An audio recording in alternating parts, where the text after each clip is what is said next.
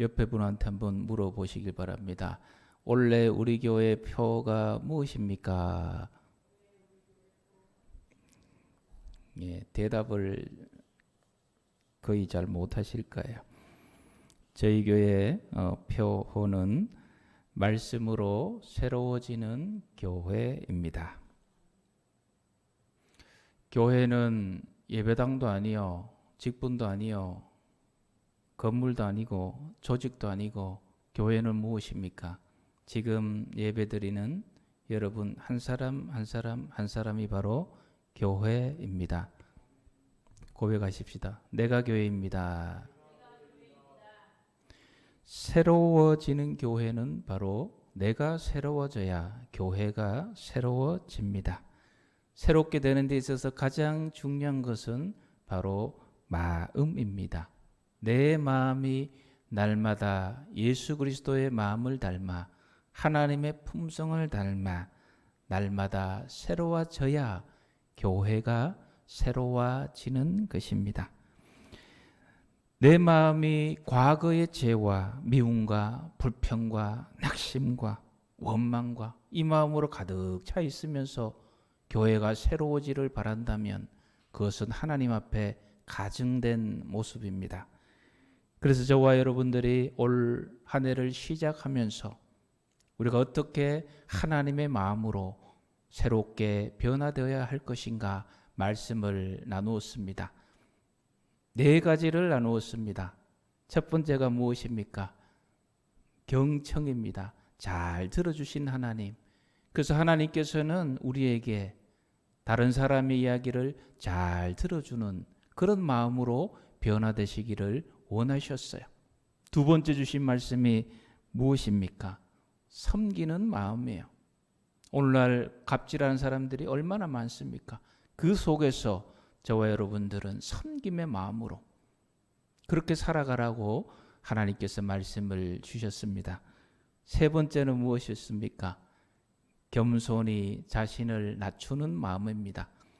남을 나보다 낮게 여기는 겸손한 마음으로 우리의 마음을 날마다 변화시키라고 하나님께서 말씀하셨습니다. 네 번째는 무엇이었습니까? 평안의 마음입니다. 특별히 코로나19로 여러 가지 어려움과 힘듦과 그 환난 가운데서도 예수님이 우리에게 주시는 그 평안의 마음을 잘 간직하여서 어떠한 상황에서도 흔들지 않는 그 평안의 마음으로 우리가 살아갈 것을 하나님께서는 원하고 계십니다. 사순절 전까지 이렇게 네 번의 말씀을 나누었고 이제 고난주간 부활주일 교회 절기가 다 지나갔기 때문에 다시 하나님께서 우리가 어떤 마음으로 새롭게 변화되어야 될지 말씀을 오늘 묵상해 볼 터인데 오늘은 바로 다섯 번째입니다. 하나님께서는 오늘날 우리가 어떤 마음으로 새롭게 변화되기를 원하실까요? 요한복음 11장 32절 말씀 우리 같이 읽겠습니다. 마리아가 예수 계신 곳에 가서 배웠고 그 발 앞에 엎드려 이르되 주께서 여기 계셨더라면 내 오라버지가 죽지 아니하였겠나이다 하더라. 아멘. 마리아가 예수님을 보고 나서 예수님 여기 계셨더라면 내 오라비 나사로가 죽지 않았을 것인데 왜 이제 오셨습니까? 하소연 또 어떻게 보면 원망의 목소리로 마리아가 예수님에게 이야기를 하고 있습니다. 예수님께서 속히 오시라고 우리가 연락을 드렸는데 지금 나사로 우리 오빠가 다 죽어가게 되었어. 예수님 좀 빨리 오셔서 좀 조치를 취해달라고 연락을 하셨는데 왜 이제 오셨습니까? 이미 제 오라버니는 죽어서 무덤에 가 있습니다. 왜 이제 오셨습니까? 원망 섞인 목소리입니다. 마리아가 원망하는 것은 예수님을 향한 기대감이 있기 때문이에요. 기대감이 없으면 원망도 나오질 않습니다. 마리아는 뭐 대제사장이나 바리새인들에게 원망하지 않습니다. 예수님께서 오셨으면 우리 오라버니가 죽지 않았을 터인데, 그런 기대의 마음이 숨겨져 있습니다. 예수님은 이 마리아의 하소연에 가까운 원망의 소리를 들으시고 어떻게 하십니까? 네가 원망하는구나 이렇게 하지 않으시고, 오늘 11장 33절에서 35절까지 쭉 같이 읽겠습니다. 예수께서 그가 우는 것과 또 함께 온 유대인들이 우는 것을 보시고 심령의 비통이 여기시고 불쌍히 여기사 이르시되 그를 어디 두었느냐 이르되 주여 와서 보옵소서 하니 예수께서 눈물을 흘리시더라. 아멘. 예수님은 마리아의 이 원망에 가까운 소리를 들으시고 어떻게 하십니까? 마음에 비통히 여기시고 애통히 여기시고 불쌍히 여기시고 그리고 눈물을 흘리셨습니다. 마리아의 그 심정을 이해하고 동정하고 공감하는 모습을 우리가 볼 수가 있습니다. 동정과 공감에는 차이가 있어요. 비슷한 것 같은데 조금 차이가 있습니다.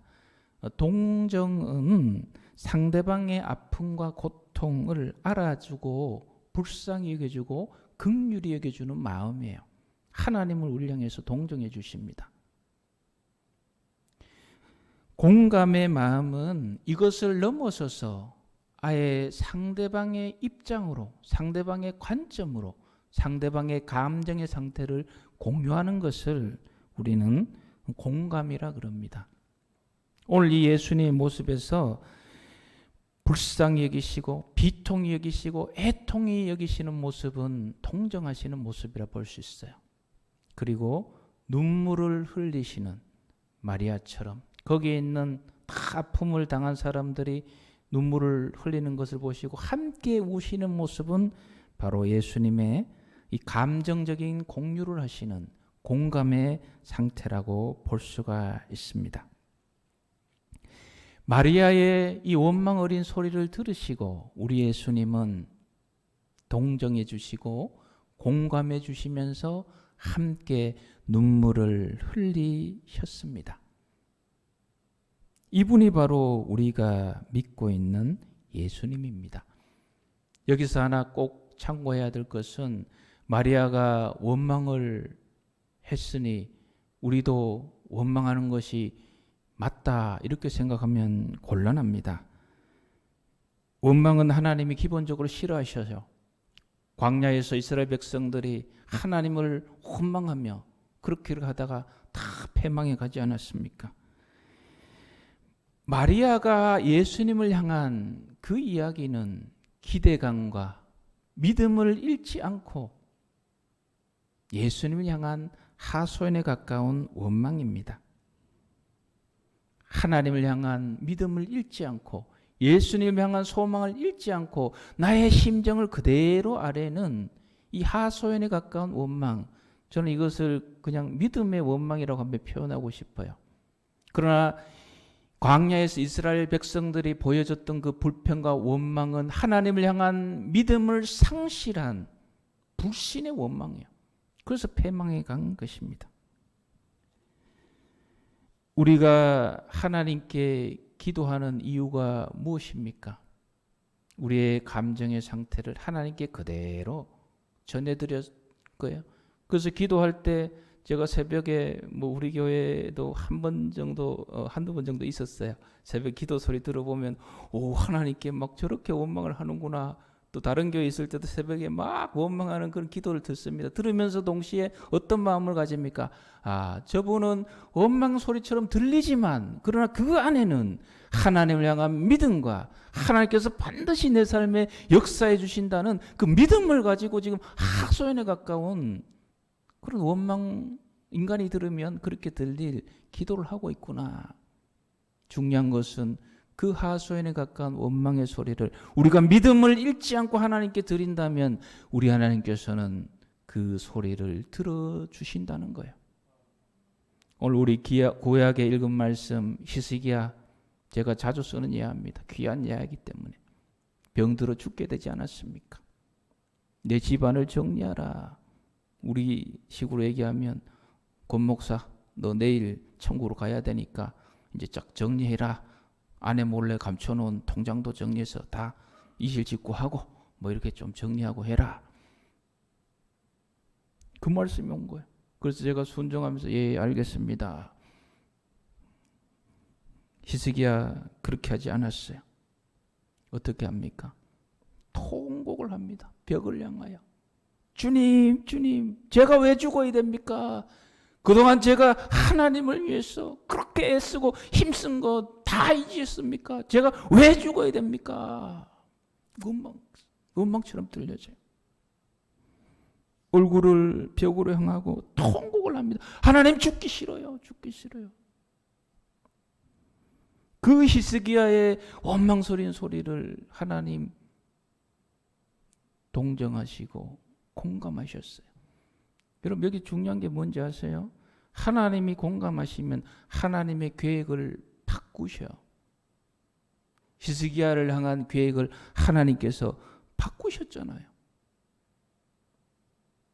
이제 곧 죽으리라 이사야를 통해 주신 그 계획을 히스기야의 그 통곡 소리를 들으시고 하나님은 계획을 바꾸셔서 15년 더 살려주신 그 말씀이 오늘 열왕기하 20장 5절 같이 읽겠습니다.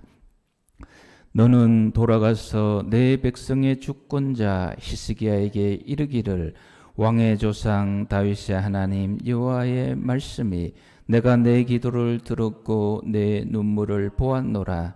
내가 너를 낫게 하리니 내가 3일 만에 여호와의 성전에 올라가겠고. 아멘.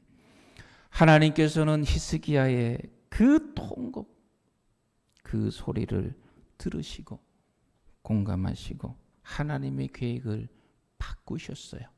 할렐루야. 우리가 믿는 하나님이 이런 분이에요. 내가 죄 때문에 망하게 되었구나. 절대 망하지 않습니다. 그 가운데서도 하나님을 향한 믿음을 가지고 통곡하며 나아가는 자, 하나님은 비록 멸망을 작정하셨더라도 바꿔버리시는 분이에요. 우리 하나님이. 우리가 기도를 왜 해야 됩니까? 어떨 때 들으면은 하나님을 향한 원망 같은 그 기도, 한나의 기도 뭐 있잖아요, 여러분. 그 기도의 눈물, 기도의 한숨, 기도의 원망, 왜 하나님께 알아야 되는 거예요? 가만히 있으면 하나님께서 공감하실 길이 없는 거예요. 그냥 동정까지는 하실 수 있어요. 우리가 우리의 마음에 깊숙이 담겨져 있는 그 고민과 아픔과 괴로움을 하나님께 다 올려드릴 때 하나님께서 그걸 들으시고 공감하시고 응답하여 주시는 줄 믿습니다. 그래서 이 어려운 시기에 여러분 하나님을 향하여 더욱더 기도하시기를 축복합니다. 시편 5편 1절 말씀 우리 같이 함께 읽겠습니다. 여호와여 나의 말에 귀를 기울이사 나의 심정을 헤아려 주옵소서. 한 번 더 읽겠습니다. 여호와여 나의 말에 귀를 기울이사 나의 심정을 헤아려 주옵소서. 아멘. 하나님한테는 여러분 모든 얘기를 다 할 수 있어요. 믿음을 잃지 않는다면. 그러나 우리가 살아갈 때 지혜롭게 살아가셔야 되는데 사람한테는 원망을 하면 될까요? 안 될까요? 사람한테는 원망하지 마세요. 절대로 원망하지 마세요. 지금 우리 가족들과 함께하는 시간들이 너무너무 많잖아요.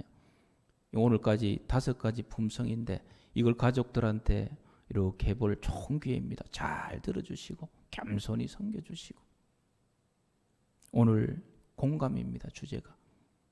가족들의 이야기를 공감해 주시고. 지금 가족들과 함께 모여 있어서 불편한 게 많을 거예요.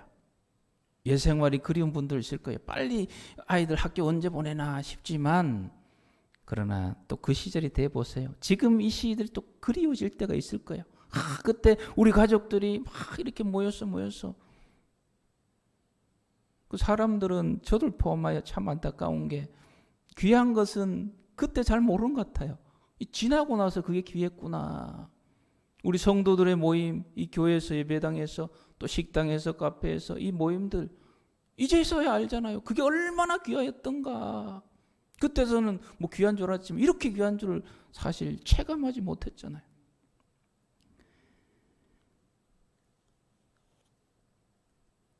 사람을 향해서 여러분 원망하지 마세요. 특별히 가족들을 향해서 원망하지 마세요. 우리가 가족들을 향한 기대감이 있습니다. 남편을 향한, 아내를 향한, 자녀를 향한, 부모를 향한 기대감이 있어요. 그래서 어떤 아내가 남편한테 그 소리를 들었어요. 시댁에 뭐 큰 행사를 지나고 나서 남편이 내년에 좀 더 요러요러 좀 잘해주면 좋겠다. 요게 뭐나 좀 더 잘하면 좋을 텐데, 이렇게 원망스러운 이야기를 아내한테 하니까 아내가 뭐라 그럽니까? 그럼 내년에는 우리 갈라서자. 이 원망은요, 대로 주고 말로 받아요. 그러니까 하나님은 우리의 원망 소리조차도 들으시고 동정하시고 공감해 주지만 사람은 약해요. 사람은 하나님이 아니에요. 원망하지 마시고 따라합시다. 감사합시다. 특별히 가족들을 향해서는 원망하지 마시고 감사하세요. 더 큰 감사로 우리 가족들이 변화되어져요. 예수님은 우리의 원망을 들어주시고 우리를 동정해 주시고 우리를 공감해 주시는 진정한 위로자입니다. 그래서 다섯 번째로 우리 하나님께서 주시는 말씀은 바로 하나님의 마음, 동정을 넘어 공감하는 마음이에요. 예수님은 우리를 동정해 주시고 마리아를 동정해 주시고 공감해 주시고 거기 자체에서 끝나지 않으셨어요. 그 문제까지도 해결해 주셨어요. 그것은 예수님께서 우리와 비교할 수 없는 권능을 가지신 분이기 때문이에요. 예수님께서는 마리아의 그 동정 공감 다음에 마리아가 고민하는 그 문제를 해결해 주셨잖아요. 죽은 나사로를 다시 살리셨습니다. 할렐루야. 이게 예수님께서 우리에게 베풀어 주시는 거예요. 그런데 저와 여러분들은 죽은 나사로를 살릴 수 없어요. 죽은 나사로 여러분의 힘으로, 저의 힘으로 살리려 하지 마세요.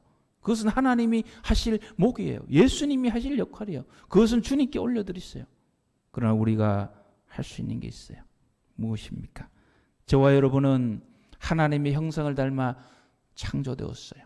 죽은 나사로를 살릴 수 있는 그런 권능은 없지만 하나님의 형상을 닮아 창조되었고 우리 죄 때문에 그 하나님의 형상이 무너졌지 않습니까? 그러나 예수 그리스도 보혈의 은혜로 우리 형상이 새롭게 회복될 길이 열려졌습니다. 그 회복할 수 있는 우리의 모습 중에 하나가 오늘 다섯 번째, 공감하는 마음이에요. 남의 아픔을 공감해주고 들어주고. 예수님께서 이 땅에 오셔서 얼마나 공감해 주셨습니까? 사마리아 여인, 보통 유대인들이 사람 취급하지 않았던 그 여인 만나주시고 대화하시고, 가늠하다가 현장에서 잡힌 여인, 예수님이 공감이 되기 때문에 대화를 하지 않으셨습니까? 나도 너를 정죄하지 않는다. 다시는 죄를 짓지 말라. 이 사람의 관계에서 공감이 있을 때 그 다음에 변화가 나타납니다, 여러분. 공감을 거치지 않고 변화는 나타나지 않아요. 하나님께서는 우리 인간을 근본적으로 공감해 주셔서 예수 그리스도를 이 땅에 보내셨습니다. 무엇을 공감하셨습니까? 죄 때문에 고통받는 인간들, 그 죄의 문제를 스스로 해결하기 위해서 아무리 해도 그것은 절대로 해결할 수 없구나. 인간 스스로는 저 죄의 문제는 도저히 해결할 수 없구나. 이걸 공감하셔서 그 죄의 문제를 완전하게 해결해 주시기 위하여 예수 그리스도를 이 땅에 보내주신 것. 그것이 바로 구원의 역사인 거예요. 그 예수 그리스도께서는 부활하셔서 오늘 이 시간에도 저와 여러분과 함께 하시며 우리 일상의 사소한 모든 작은 아픔에도 공감해 주시면서 우리를 위로하고 계세요. 책 하나를 소개해 드릴게요. 제가 이 사진을 찍어 놨는데 잊어먹어가지고 책 제목 일상의 은혜예요. 맥스 루케이도 일상의 은혜. 부제가 뭐냐? 내 작은 아픔에도 공감하시는 하나님의 은혜. 내 작은 아픔에도 공감하시는 하나님의 은혜. 시간이 좀 되시는 분은 이 책 좀 보세요. 하나님은 우리의 모든 아픔에 공감해 주세요. 그리고 우리를 위로하셔서 그 모든 아픔들을 극복하고 승리하기를 원하십니다. 지금 우리가 살아가는 이 시대에 특별히 코로나19로 여러 가지 문제들과 어려움이 있는 이 시기에 가장 필요한 것이 무엇입니까? 바로 하나님의 공감의 마음. 예수 그리스도께서 이 땅에 오셔서 보내주셨던 그 공감의 마음이 우리 사회에 절실히 필요합니다. 제러미 리프킨이 쓴 공감의 시대란 책이 있어요. 10년 전에 쓴 책이에요. 거기에는 인간을 어떻게 규정하느냐?